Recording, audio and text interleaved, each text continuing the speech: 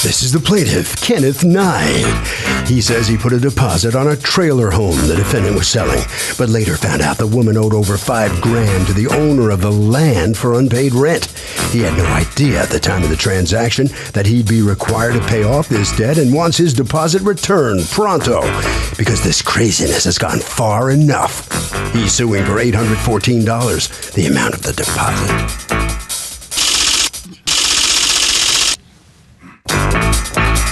This is the defendant, Donna Chiafalo.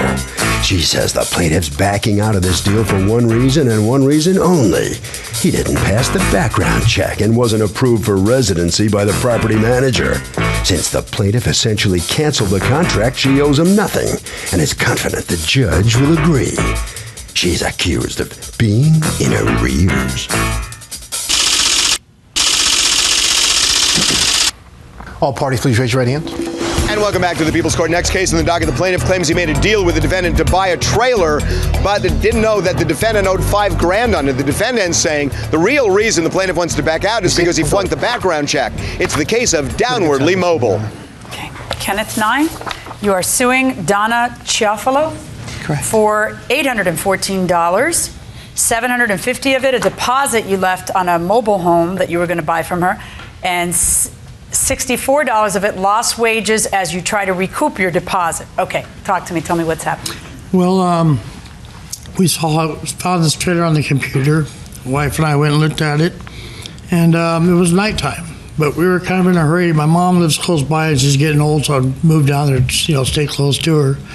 And it was perfect location. When I went to get approved, and I had given her a deposit. When I went to get hold on, before you talk to me about what happened in the approval process. So you give her a deposit, you decide you're going to buy it that night? Right. And then you give a deposit that night? No.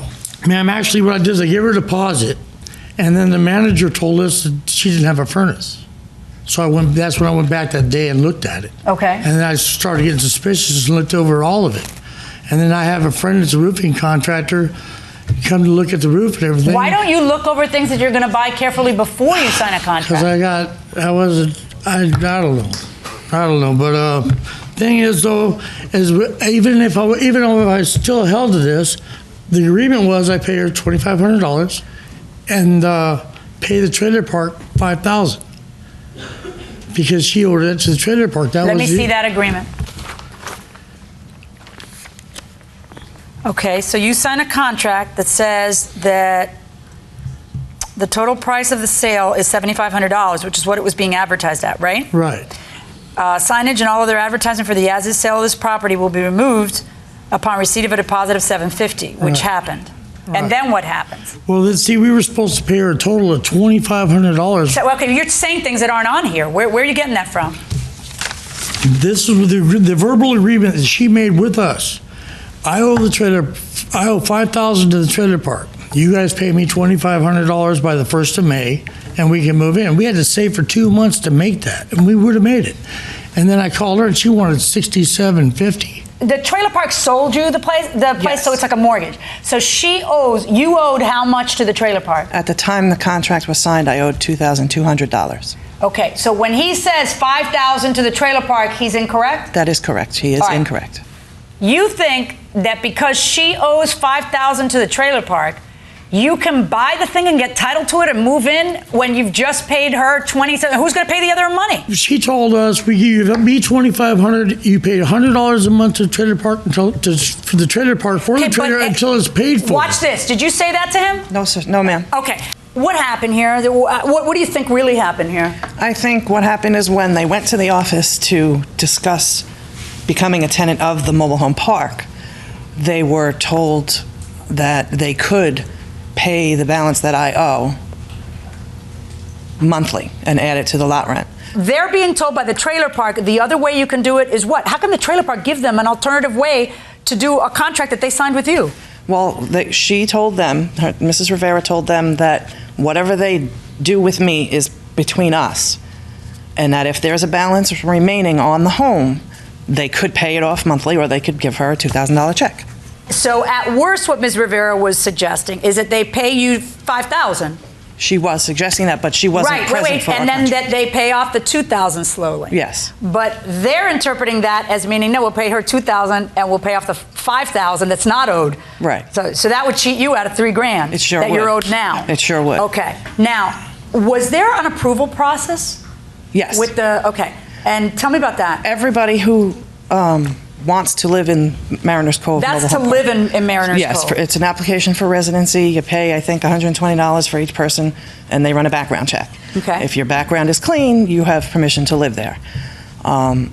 Originally, when we were going to close on April 3rd, I made an appointment for the three of us at Kenny's request for the Mrs. Rivera, the park manager, Kenny and Siobhan and I would all go together, sit down and discuss things so that everybody's on the same page.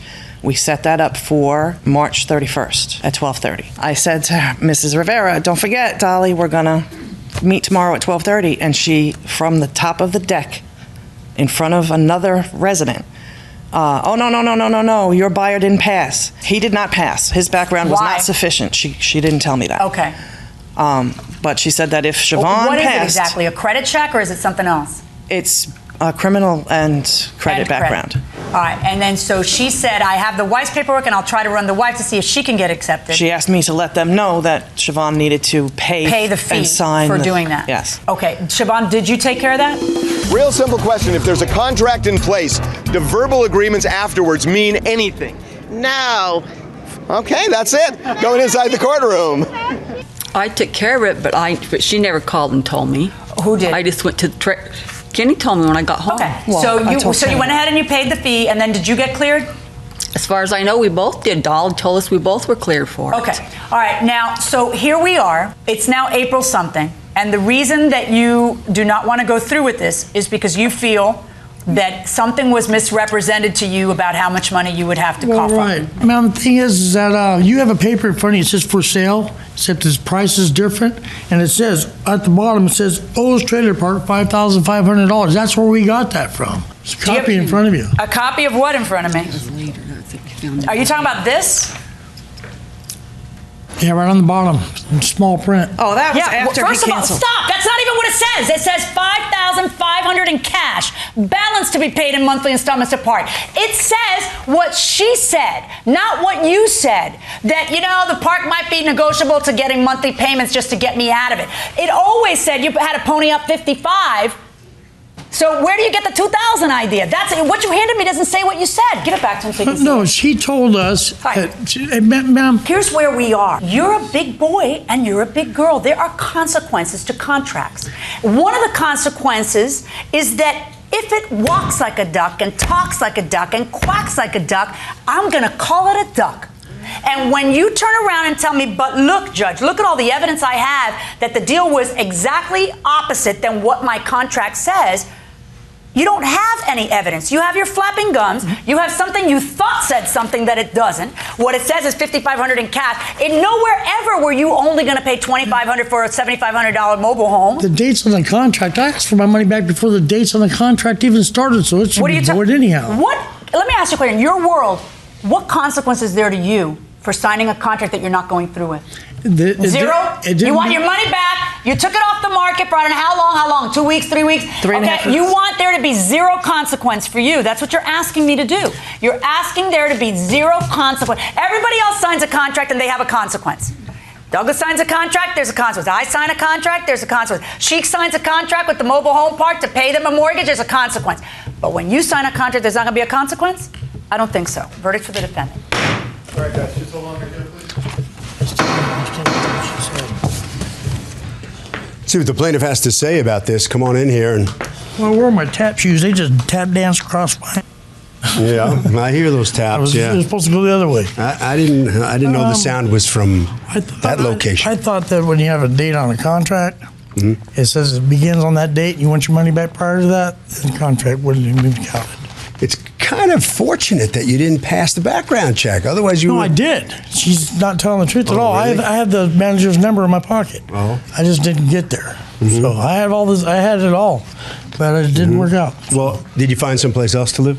Oh yeah. And did it work out okay for you? Oh yeah. Okay. All right. Good. Try tap dance around the corner there. All right, sir. Come All right, come on in here. Step on in here. What about this outcome here? What's going on? What's going on is that he signed a contract, and I maintain the contract. I maintain all my documents in order, and he breached. He says you lied about him passing the background check? Well, I'm not lying about passing the background check. I have a witness that heard the manager tell me he didn't pass. However, when I called to let the office know that they were not going to go through with the contract. Have you sold the place? No, I have not. I'm Still stuck trying with to? it. Yes. Stuck with it. Harvey? Okay, no, Kirk, here's the deal. If you have a written agreement in place, just think about it. It is crazy to say, okay, afterwards then, we made this agreement that there'd be this oral thing that we all agreed to, so the writing didn't mean anything. You know the other person is going to deny it if there's a conflict. So if there's any agreement that needs amended, make it in writing.